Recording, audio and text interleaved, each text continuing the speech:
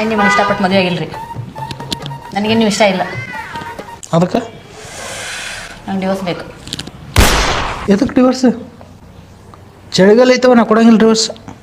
ಥಂಡ್ಯಾಗ ಒಬ್ಬರ ಬಿದ್ರೂ ತಿಳಿತೈತಿ. ನಂಗೆ ಡೈವರ್ಸ್ ಬೇಕು ರೀ. ಡಿವೋರ್ಸ್ ಬೇಕಾ? ಹ್ಞೂ. ಜಳಕ ಮಾಡಿದಿ? ಇಲ್ರಿ. ಕರೆ ಹೇಳು. ಇಲ್ರಿ. ಮಾಡಿಸ್ಲಿ?